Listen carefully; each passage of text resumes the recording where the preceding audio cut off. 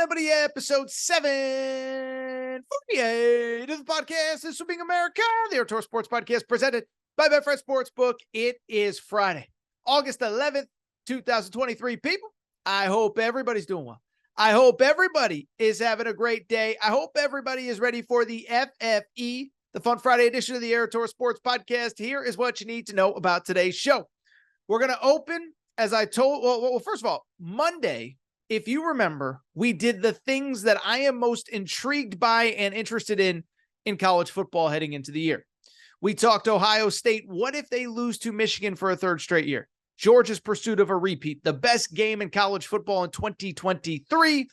I bring it up because today feels like a great day to drop part 2 of the most intriguing storylines in college football heading into 2023. We're going to talk about Bama with a chip on its shoulder.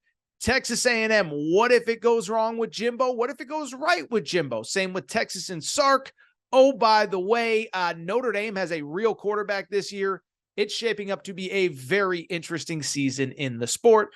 From there, we will take a quick break. We'll come back. As I told you, I said homework assignment, watch the Johnny Manziel documentary. We are going to discuss that. I actually got to say, I thought it was excellent. It changed my opinion on Johnny Manziel, so we will talk about that. And finally, we will wrap with America's favorite podcast segment, Aaron Right, Aaron Wrong. Should mention, by the way, I said it on Wednesday's show, I am actually away next week. It's basically, I took a little bit of a vacation in May. This is it. It's go time. It's my last little getaway before college football season. And listen, I love what I do. I'm very thankful. I hope all of you took vacation throughout the summer. But this is really like the recharge before it is officially time to go. So I will be out next week. But here's the good news.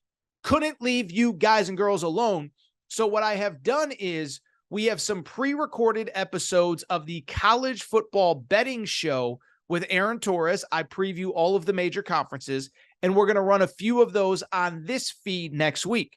So Monday, we will preview the SEC East. I will give you over-under win total picks on all the SEC East teams. Wednesday will be the SEC West. And then Friday, we will wrap with the Pac-12. So I won't leave you hanging. The following week, we are back with new shows, preseason previews, my official college football playoff picks. A lot of good stuff ahead. So off next week, but you'll still get episodes. And then I am back for good on the 21st. So with that said, we do have one more show to do before I go away. Let's not waste any more time, and let's get to the topic of the day. Topic of the day, as I told you, first of all, it's good because Monday, it just feels like, so Monday we did the most intriguing storylines in college football. Wednesday was a little bit of a busier show, but the good news is it feels like it's been a pretty quiet couple days in college sports and in sports in general since I last recorded. That's good news. It means there's no conferences imploding. It means there's no team switching. The Pac-12 is, it's still dead, but it's not any deader than it was a week ago. So I bring it up to say, this feels like a good time to revisit part 2 of the most intriguing storylines coming into the year. If you missed Monday's episode, we talked about Ohio State, Michigan. We talked about Georgia going for a three-peat. Make sure to go ahead and check out that episode. But what I want to do now, part 2 of the most intriguing storylines in college football this year. And boy, oh boy, oh boy, are there some good ones. I got 5 more for you. Let's get to it. The first storyline that I am super intrigued by. What about Alabama coming into the season just a tiny little bit under the radar? And what I could say, it's actually very interesting, right? So my media career, and I've been in a lot of different roles through the years, so I haven't always been in this role where I've had a radio show or a podcast or whatever. But my kind of media career really started right around the time that Alabama really took off under Nick Saban. And so I bring it up because I can say, as somebody who's basically been there essentially from the beginning, talking about this stuff, I don't ever really remember an offseason quite like this. There were off seasons in the past where Alabama was doubted because they lost a coordinator or they lost a quarterback or they lost a bunch of guys off defense or whatever. There's never really been an offseason quite like this where they have very clearly been surpassed in their own conference. Even Alabama fans, I don't think would debate that.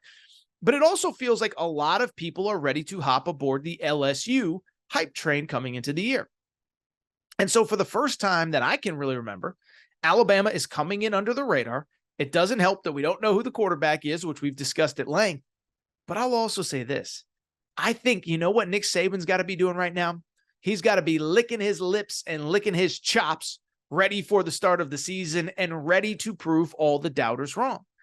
And what's interesting to me about Alabama, because I know what a lot of people say, well, Torres, you said this last year. They didn't win the title the year before, and then Saban was mad and they were going to be great last year, and they were not very good. They went 10-2. I agree with that. I also think last year there was, a veteran core. I think you understand why so many people like them, myself included, Bryce Young, Will Anderson, etc. But what's interesting about Alabama this offseason is there has been a fundamental shift, not just in personnel, but in psyche and mindset, right? Nick Saban, I don't know if he ever officially said it, but he hinted very clearly that when he lost both coordinators, and if you're listening to the podcast, I did air quotes because he didn't lose them. He basically forced them both out. Now, both ended up with a good job. Bill O'Brien is the offensive coordinator with the Patriots. Pete Golding is the defensive coordinator with Ole Miss.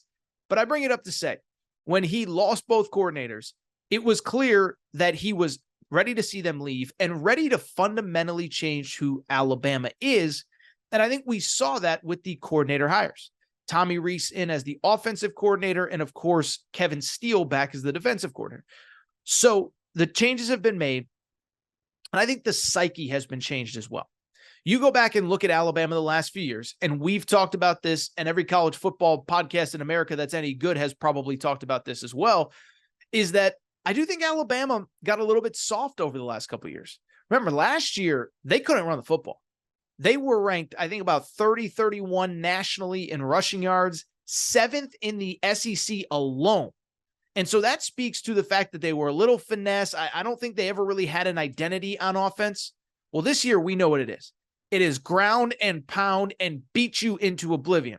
That's why Tommy Rees was hired, and that's what all the players in this offseason are saying. They're saying, no more Mr. Nice Guy. We have an identity. This is what we're going to do. And Tommy Rees, as the coordinator, was brought in for this exact moment to toughen this team up, to get them back to running the football, and I'm fascinated to watch them. I've said it before, interested in the fundamental kind of psychological change, but then also the schedule is worth noting as well. All those really tough games that they either struggled with last year or flat out lost. At Texas, barely survived. At Tennessee, at LSU, they lost. At Ole Miss, they barely survived. All those games now are at home. So Alabama, I think the schedule is a little bit more advantageous, and I am fascinated to watch them under this new identity and with this new psyche. Speaking of a new psyche, this to me is one of the more interesting storylines that I think is actually a little bit under the radar coming into this year. It's at Notre Dame, and Notre Dame, for the first time, we just talked about Tommy Rees leaving Notre Dame to become the offensive coordinator at Alabama. Notre Dame, this is so fascinating. For the first time in pretty much as long as I can remember, they actually have a real quarterback under center. And I bring it up because, listen, last year, first year of the Marcus Freeman era, you go 8-4 in the regular season, you win your bowl game, all that good stuff. But it was an extension of the Brian Kelly era, as it should have been. That's not a criticism of Marcus Freeman. It was an extension of the Brian Kelly era. And what Brian Kelly kind of established in the back half of his Notre Dame time was that we have a certain style. Like Brian Kelly basically said, look, we can recruit a certain type of kid, a certain type of athlete, and we have to play to our strengths and weaknesses. Our strengths are going to be running the football, recruiting great offensive linemen, recruiting great defensive linemen, controlling the line of scrimmage. Not those great elite edge rushers, but, basically controlling the line of scrimmage and trying to grind out wins. And hopefully you find a good running back somewhere along the way, whatever. It's been a long time, though, since Notre Dame has had the quarterback position where it's like they got that dude. Maybe it was Brady Quinn. Maybe it was Jimmy Clausen. Maybe at some point Brian Kelly had that guy, but I don't remember. Well, this year, Notre Dame has it. Sam Hartman, for people who don't remember, the 6th-year guy, played at Wake Forest, is in. And if you didn't pay attention to Wake Forest football, remember 2 years ago they played for an ACC title. But this guy is, and I'm not exaggerating, this isn't hyperbole when I say this, he is one of the statistically best quarterbacks in the history of, forget Wake Forest football, of the ACC in football. That sounds crazy. But remember, 2 years ago, Hartman on Wake Forest threw for 39 touchdown passes. Last year, he threw for 38, all while throwing for close to 13,000 yards over the course of his career. That is insane. Well, what is that? 70 plus touchdowns, about 80 touchdowns the last 2 years, 77 if my math is correct off the top of my head. That is incredible. And now he's coming to Notre Dame. And I think he's coming to Notre Dame at the perfect time. One, it's the end of the 14 playoff era, but I do think if you're Marcus Freeman, last year, year one, you kind of got to pass. It was kind of like, hey, we're transitioning. We're keeping you because we want to keep the team together and because we believe you can prove to be an elite recruiter. Problem for Marcus Freeman, his 2 highest ranked recruits decommitted right around signing day. Keon Keeley goes to Alabama. Peyton Bowen, I believe was the kid's name, ends up at, I want to say, Oklahoma. So the recruiting didn't go quite as planned, and you regressed on the field. This year, you got to produce. I'm not saying, and to be clear, when I say all this, I'm not saying that if Marcus Freeman goes 8-4, he's going to be fired. Like, that's not what I'm saying at all. What I'm saying is you want to see improvement. It's your own program, and you put your stamp on your program this year by adding Sam Hartman. We'll be curious to see, especially against a tough schedule. Remember, all those big games last year, they got them again this year. Ohio State, they at least get it home. USC, they get it home. Those were both road games last year. They're at home this year, and they do have to go to Clemson late in the year as well. So thankless schedule. But Notre Dame, for the first time in forever, has a quarterback. And if you can marry some really good quarterback play with everything else they've done well, the team has a chance to be very good. Let's keep it going. And I just, I kind of mentioned in passing, like, a little bit of heat on Marcus Freeman if it doesn't go well this season. Well, there's a lot of heat right now, this second, on a guy by the name of Jimbo Fisher. And by now, you know the story. You don't need me to retell it and relitigate it. But coming off of a 5-7 year, the buyout is massive. Now, to be blunt, I think that the thirst to see Jimbo Fisher fired, I think it's a little bigger nationally than locally. I think A&M fans want to give Jimbo Fisher every chance they can for him to prove them right, for him to justify the salary that he is being paid. But obviously a huge part of the conversation is like, what happens if it goes wrong? What happens if you have another 5-7 year? That is a $70+ million buyout that if it goes off the rails, I don't know where that money comes from, but I don't think you can have 2 straight losing seasons going into next season and expect Jimbo Fisher to be back. What I would keep saying, though, my thing is, I actually wonder if it's a little bit of the opposite. I actually think A&M is a little bit underrated coming into the year. First of all, the Bobby Petrino stuff, I think it's the most overblown non-story in college football. You talk to the players at SEC Media Days, they said basically, first team meeting, Jimbo Fisher introduced Petrino and walked out. Petrino had some interesting comments at media availability on Sunday, where he basically said, like, Jimbo's the boss. Like, I'm here to do what Jimbo wants, but we're also here to put up points and win games. Maybe I'm wrong. Maybe they're 2 big egos. Maybe Jimbo won't be able to handle seeing somebody else call plays. I don't think it's that much of an issue, though. And if it's not, watch out. I think A&M has a chance to be really good. Remember, last year, for all the talk about all the things that went wrong, this was a team that by the end of the year was down to their 3rd-string quarterback, a true freshman in Connor Wegman. Now, maybe happenstance might be that it was the best thing that could have ever happened because he got on the field reps, including beating LSU in the season finale. But they also had a ton of injuries elsewhere. Nia Smith, their best wide receiver, probably, Evan Stewart's right in that conversation, was out for about the last 3 quarters of the season. He's back. O-line was beat up all season.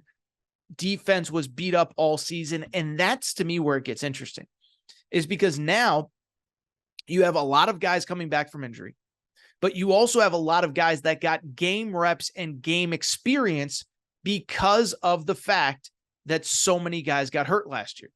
So I'm not saying this is a perfect team, not saying they're going undefeated, not saying they're winning the SEC, but I believe they have a chance to be significantly improved. Remember, too, went 5-7 last year, lost 5 of those 7 games by a touchdown or less. You don't have to be leaps and bounds better. You have to be a play or 2 better. We've talked about it all offseason. Remember, this was a team that was a batted pass away from beating Alabama at Alabama. This was a team that outscored South Carolina literally after the opening play of the game. South Carolina returns the opening kick for a touchdown. Texas A&M outscores them from there. This was also a team that just had a lot of really bad luck. I mean, remember when half the team came down with the flu before the Florida game? I can't remember all the details. It was bad, though. It wasn't half, but it was probably, 18, 20 guys that weren't in uniform. So I just bring it up because to me, this team is fascinating from 2 perspectives. What if it goes really wrong? But what if it goes right? And what are the comments there? Be fascinating to watch. Same scale. Let's talk about the other big team in that state. That's the Texas Longhorns. And Texas is the exact opposite. It's amazing, right? Jimbo Fisher could save a drowning puppy, and it would be, Jimbo Fisher, he's overpaid. Oh my goodness. Texas, on the other hand, it's like, they went 7-5. They're back, baby. Wait till next year. It's always wait till next year with Texas. Now, granted, it's the same way with A&M, but I just bring it up because when I think about Texas, it's amazing. They went 8-5 last year, probably lost a game or 2 that they shouldn't have, lost their bowl game to Washington. And what ends up happening? Quinn Ewers is back. Sark's a genius. Big 12 favorites, which they were picked to win the Big 12. 12th nationally highest ranked team in the first coaches poll in college football. Here's my question, though. What happens if it goes wrong for them in the same way? What if it goes right for A&M? Now, I don't think Sark is getting fired. It's almost like Jimbo. It would take a disaster the likes of which we are not expecting for it to really fall apart for Texas and for Steve Sarkisian to really be in risk of losing his job. But I've said it many times. Steve Sarkisian has never won more than 8 games in any regular season as a college football head coach. And it's not like he started at Grand Valley State or Central Michigan or Eastern Washington or Texas, San Antonio or whatever. He's coached at Washington, USC, and Texas. And he's never won more than 8 games in a regular season. And don't tell me all this stuff about, oh my goodness, I get it. He needs time. Nick Saban was also playing for an SEC title in year 2. Kirby Smart was playing for a national title in year 2. Chip Kelly at Oregon played for a national title in year 2. So the quick flip can be done. It can especially be done in the portal era. Oh, by the way, I think Lincoln Riley in a much tougher league won 11 regular season games last year in the Pac-12. But I bring it up because if history tells us anything, it's not that Texas is back. It's not that they're going to be competing for a playoff spot. I think it's more likely that they're back in that 8-4, 9-3-ish good but not great phase than they are. We're 11-1 and we're going to Jerry World to play for a Big 12 title and then for a playoff spot. So it'll be fascinating to watch. It'll be fascinating to see. That to me is one of the most intriguing storylines. Obviously, if Texas is good, that's wild. But what if they, again, 8-4, 9-3, lose a game they shouldn't to a team they shouldn't? What is the conversation then? Finally, let me lastly say this. And we talked a little bit about it with the Florida State LSU game, which is going to kick off the season. This is the last year of the 14 playoff. And so what's intriguing to me, I do think this is a year where we're going to have a lot of teams, in my opinion, that are entering November in position to make a college football playoff. And that is what is so intriguing to me. Just the playoff race in general. Let me explain why.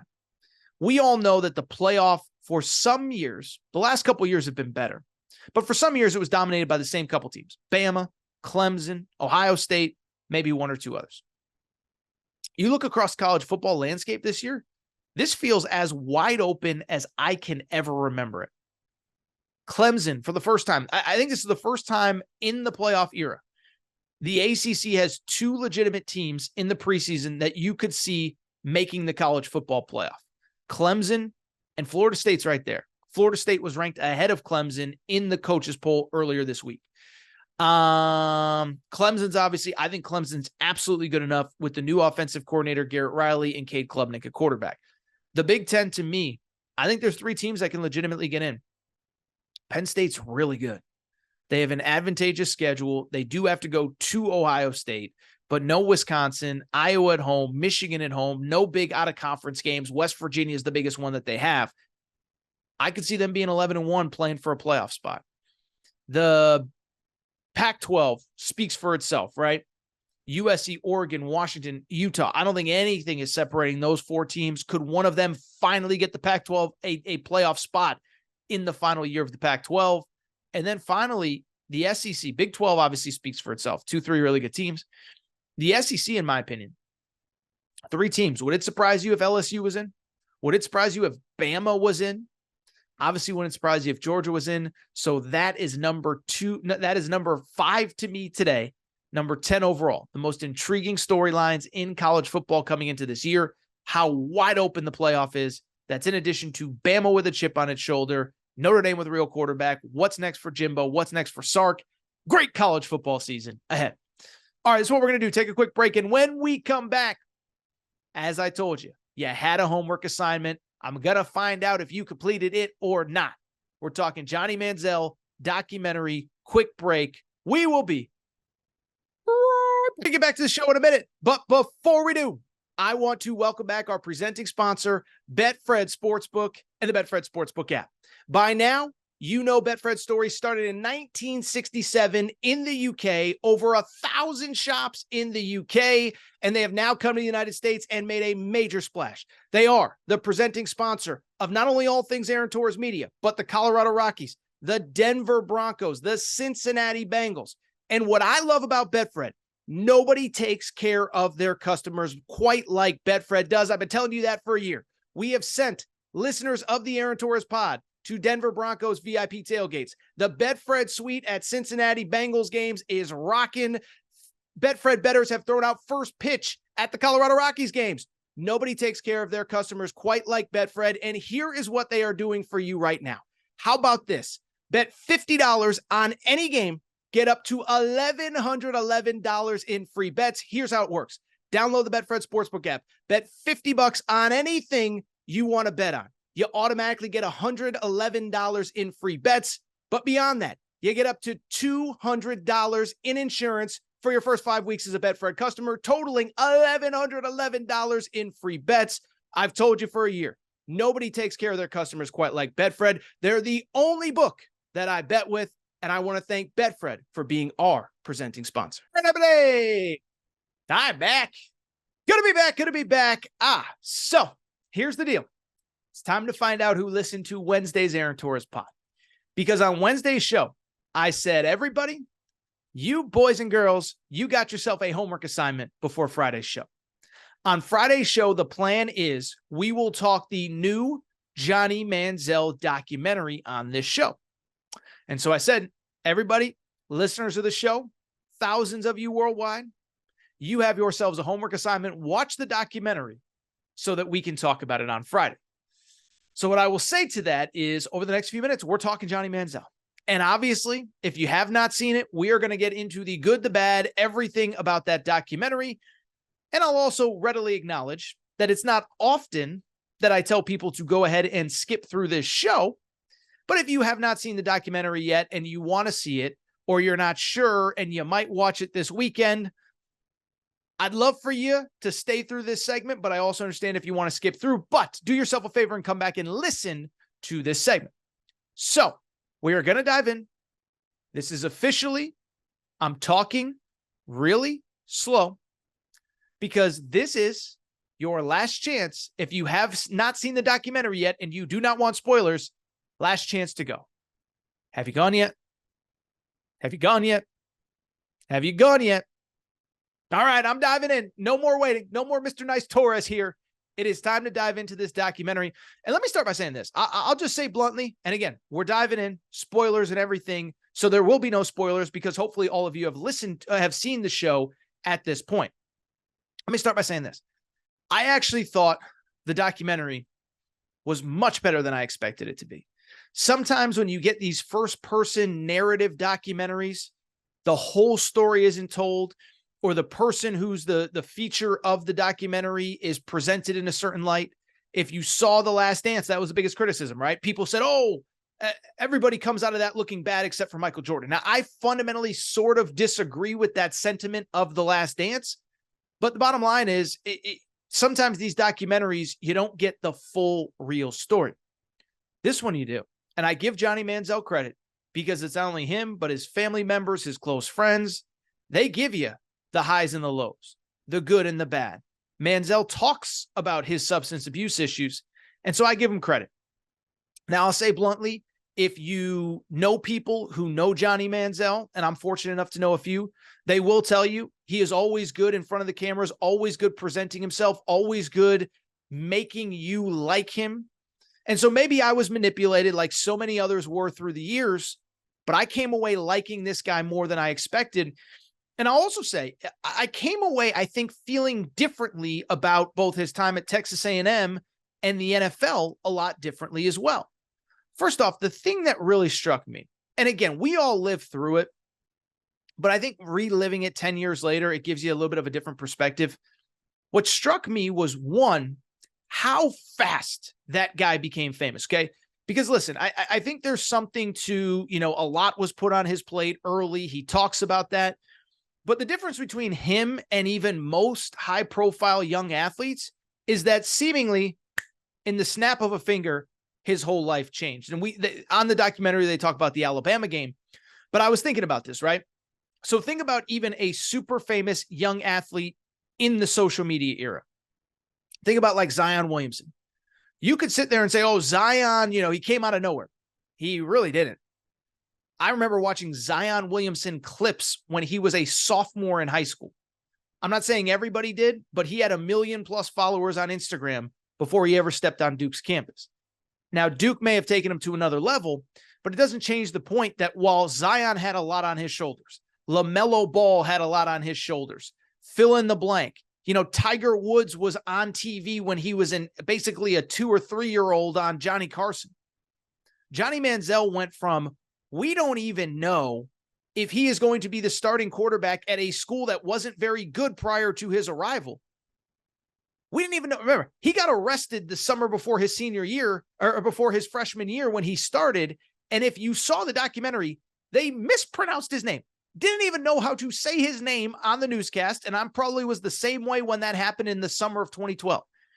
He went from, we weren't even sure if he was going to be a quarterback at an SEC school that we weren't even paying attention to because we didn't think Texas A&M was going to be good, to within 6 months being one of the most famous athletes on the planet, hanging out with Drake, hanging out with LeBron, hanging out with KD, hanging out with Bieber. And I'll say, at the time, I don't think we should feel sympathy. He was obviously making good money, as we learned, and not surprising. Living the time of his life, not handling it well. But I don't think this is just a young athlete that got too much too soon. I think he's a guy that literally went from being basically completely, anonymous to can't even walk out of his dorm in the span of 2-3 months. In the span of 6 months, he goes from they don't even know how to pronounce his name to one of the most famous athletes on the planet. And so couldn't have been easy. And at the time, I think I was pretty critical and said, you got to handle it better. It's like, I'd like to sit here and pretend that I would have. I think there are certain things I probably would have done differently. But you give me at 19 years old, sophomore year of high school, fame, money, the chance to hang out with Drake. And, Drake wasn't even a thing back then, but you get the point. The biggest rappers, the biggest musicians, the biggest athletes. I just get to go kick it with them. Yeah, I probably would have been irresponsible as well.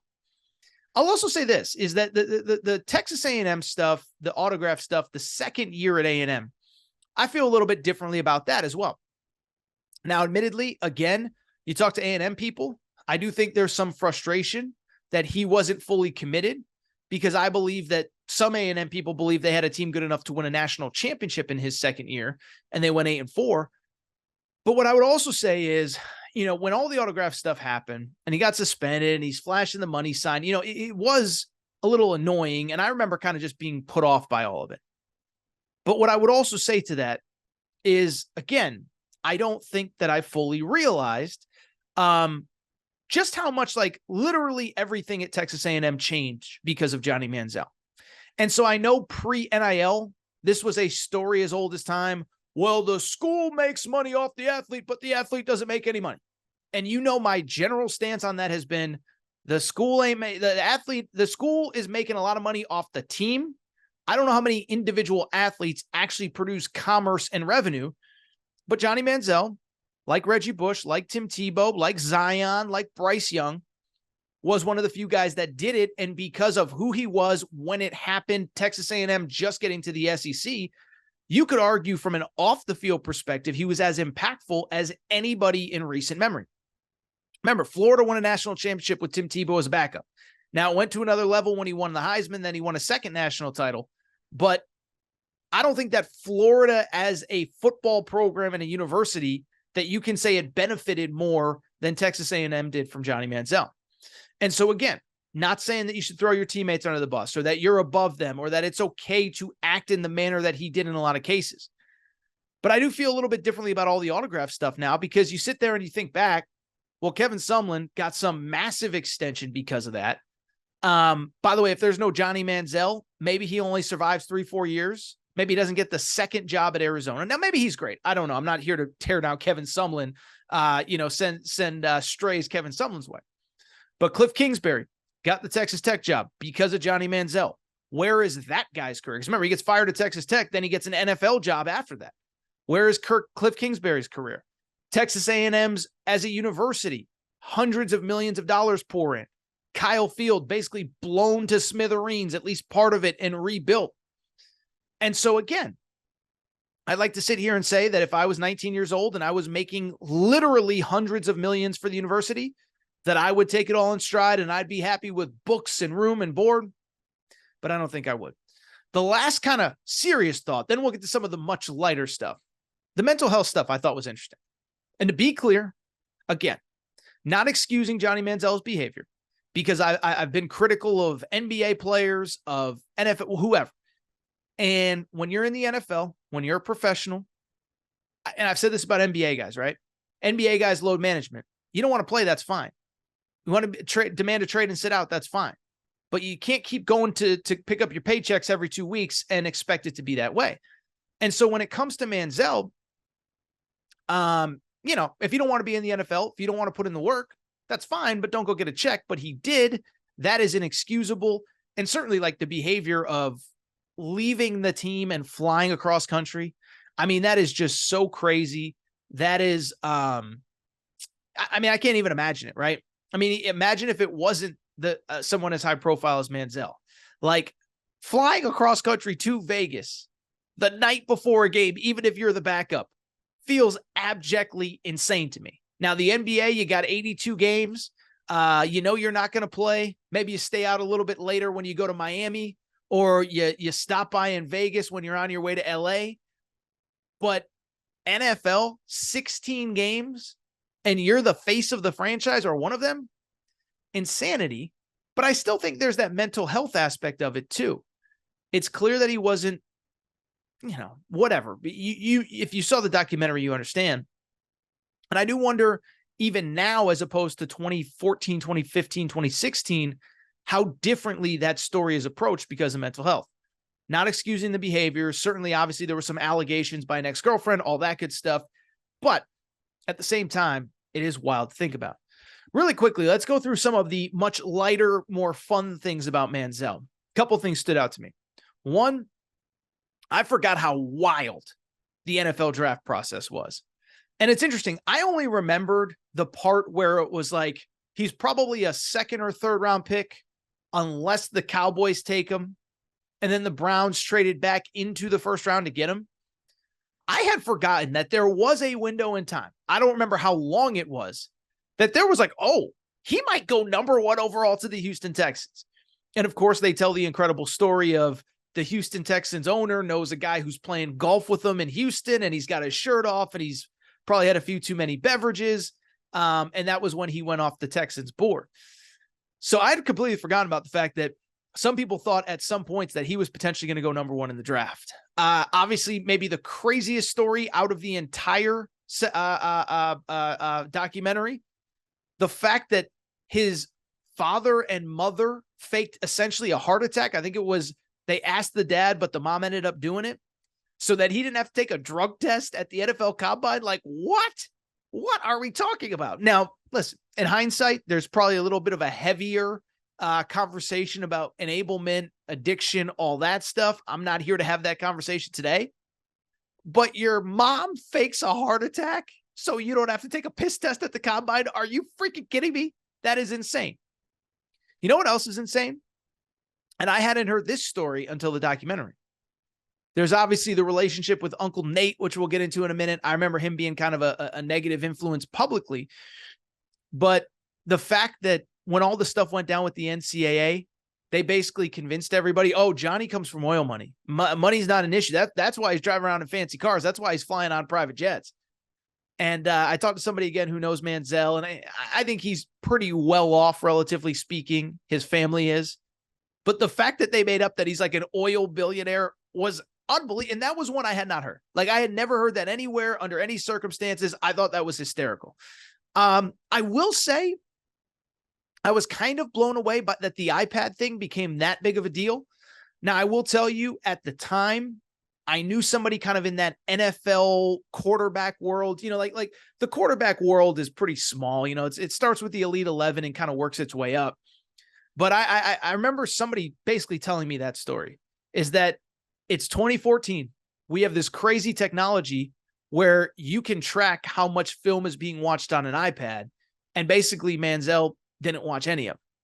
Not excusing his behavior, but I was a little surprised that that was the story that made the rounds after the documentary, because maybe I knew too much, but I didn't really find it that interesting. Only other thought, and a little bit of a sort of serious one.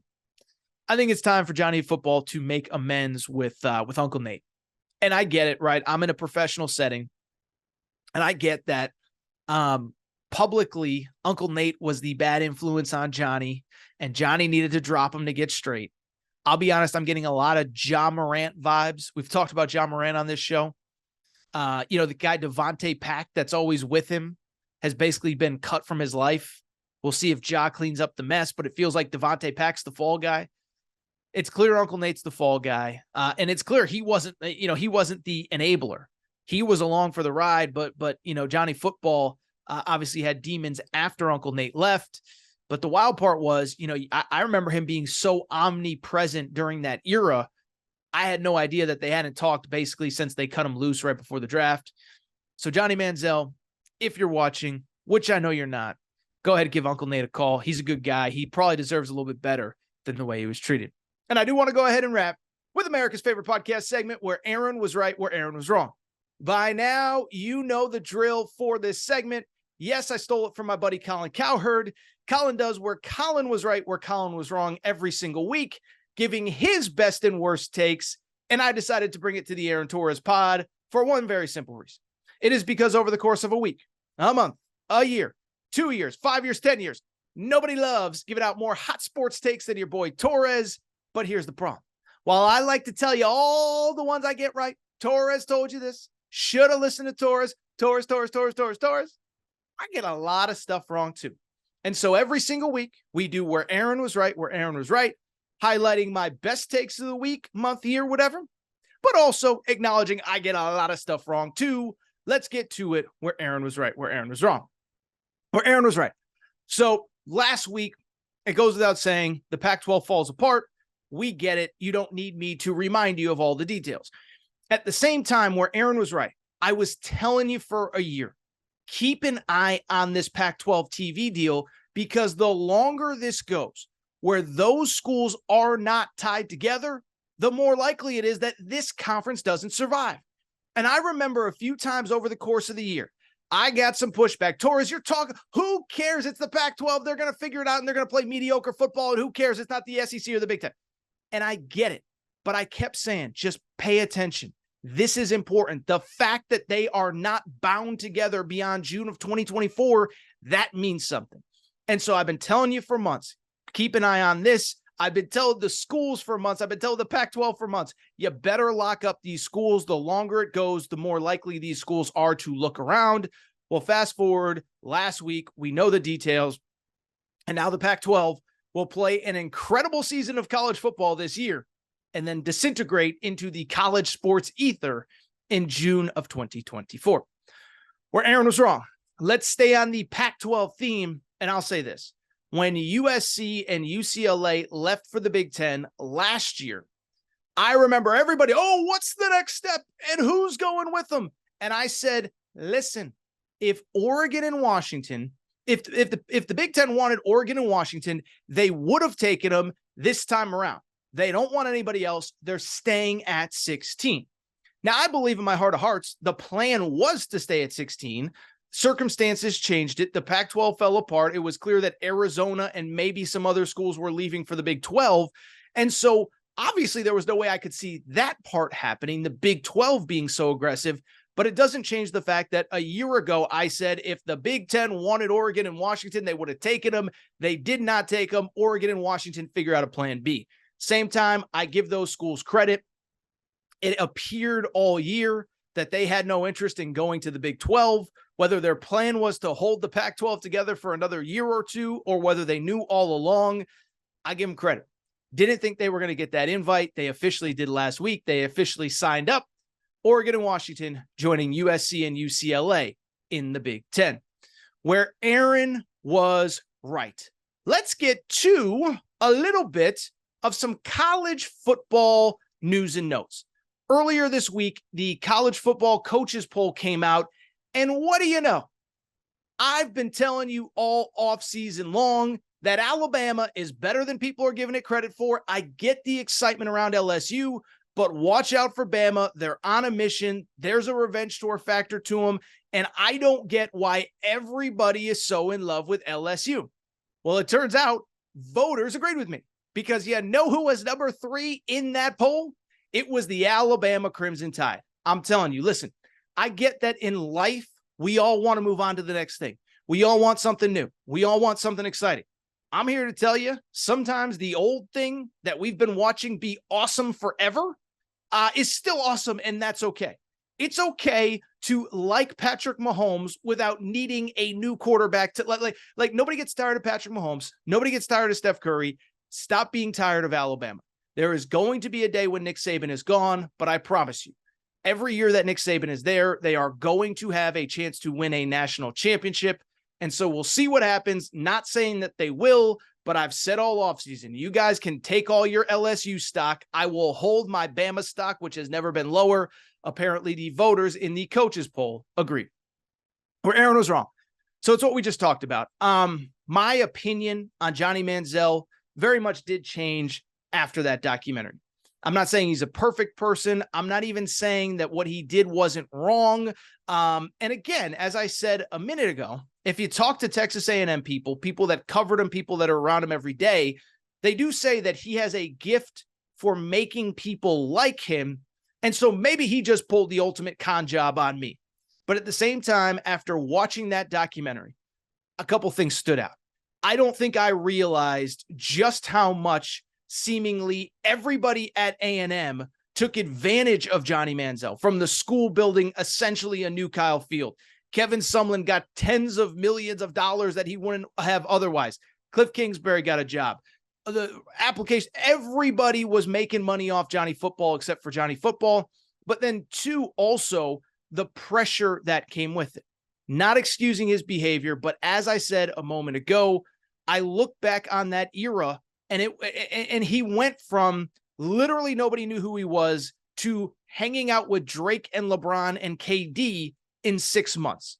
I said it a minute ago, even Zion Williamson, that was a guy that had millions of followers in high school. People knew who he was. Same with LaMelo Ball, same with some of these other guys. Johnny Manziel went from nobody knew who he was to one of the biggest celebrities in sports in 6 months. Feel bad. Again, not excusing his behavior, but that documentary did change my opinions on Johnny Manziel. Let's keep it going, where Aaron was right. Let's go back to the Pac-12, because I've said all offseason, I've said, you know what really sucks about all this talk about realignment, expansion, whatever? It's the fact that it's taking away from what should be a really, really, really, really good season in the Pac-12 in college football. Well, top 25 came out, coaches poll on Tuesday, and guess what? I was dead right with count them, 5 teams in the top 20, USC, Oregon, Utah, Washington, Oregon State. By the way, I think UCLA will be very good this year. I think Arizona will be much improved, and certainly Colorado is going to be interesting. So listen, we're not going to do revisionist history. We're not going to, shed a trail of tears wishing that the Pac-12 had stayed together. It would have been great. It didn't happen. But I believe this will be the most competitive league in college football this year. And I think you take out the SEC, you start talking teams 1-6, 1-7, 1-8. There's nobody better than the Pac-12, again, outside of USC, or outside of the SEC, where Aaron was wrong. May have hit on this a few weeks ago, but I want to circle back.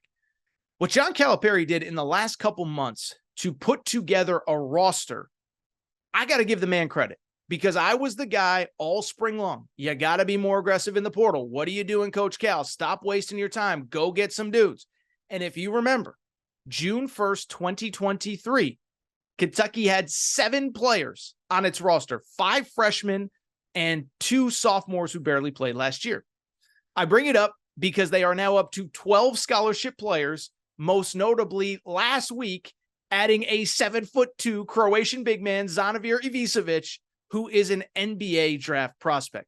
Listen, I know every time I compliment Calipari, it's going to be, well, let's see what he does with all that talent, blah, blah, blah, and we'll see what happens. I can't promise number 9 for Kentucky. But what I can say, this was a roster that had no depth, no experience, lacking a lot of things on June 1st. He adds 2 freshmen. He adds the Croatian big man. He adds a transfer from West Virginia, and he gets back Antonio Reeves, a player from last year who was in the portal. I didn't see it coming, yet here we go. Kentucky again as a top 10 to 15 team in the country, and one that is good enough to win the SEC this year.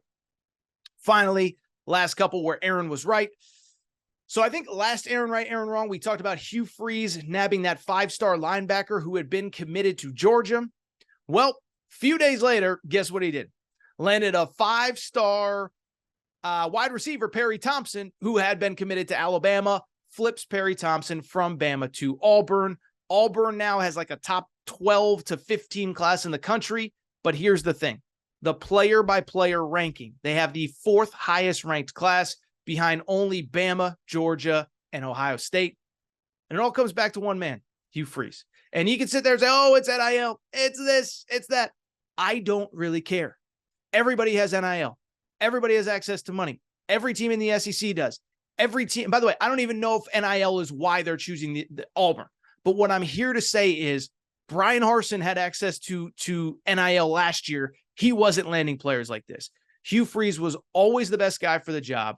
I think he's going to kill it at Auburn. I don't know what their ceiling is in a 16-team SEC and in an SEC that now has Texas and Oklahoma on top of Bama, LSU, Georgia.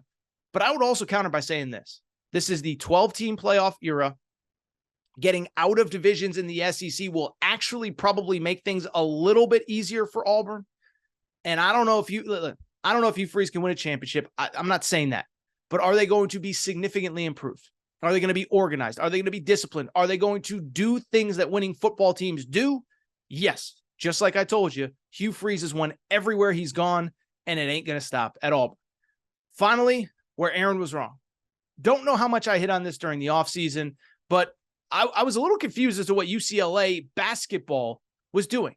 This was, again, an program, that if you remember, basically lost everybody off of a team that just made a Sweet 16 this year, and really a core of players that had been to 3 straight Sweet 16s and a Final Four in 2021. Well, as we discussed on Monday's show, and we did a long segment on it, if you missed it, go back and check it out.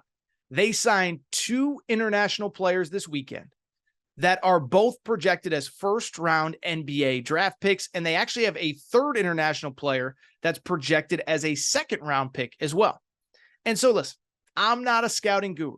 That's not my role, not my area of expertise. But the kid Adai Mara is a kid that many believe could be a top 5 to top 10 pick. And then the Burka kid, I don't even want to try to pronounce his last name, from Turkey, is a guy that many believe will be a late first rounder this coming season. So credit Mick Cronin, my guy, Big Mick Energy, did not know if UCLA was going to be able to put a competitive team on the floor. And in the span of like 2 months, they added 3 potential picks, including 2 top 20 or so players potentially in college basketball. All right, I think that's it for this episode of the Aaron Torres Sports Podcast. It is time for me to get out of here. If you're not subscribed, please make sure to do so. Apple, Spotify, Amazon Music, Google Music, wherever you listen to podcasts, make sure that you're subscribed. Also, make sure to rate and review the show. Go ahead, give us a quick 5 stars. If you want to leave a review, that would be very helpful. But yeah, that's all I really got. That's all for today's show. Again, next week, we will be doing our over-under previews. Monday will be the SEC East, the SEC West, and of course, the Pac-12. And then when I get back from vacation the following week, it's game week, baby. It's time for week 0. We are going to have so much fun. I got my playoff picks ready. I got my surprises, my disappointments, my this, my that. So it is go time, and I am so excited to be here. That's all for today's show, though. It is time for me to get out of here. Thank you, guys and girls, for your support. Shout out to Torque. Shout out to Rachel, who hates my voice. Shout out to JJ Redick, you F it. Unblock me, bro. I will be back 2 Mondays. I'll be back on Monday. We'll do episodes next week, but 2 Mondays from now with new episodes of the Aaron Torres Pod. Download the SEC previews and the Pac-12 previews next week. I'll be back soon, people.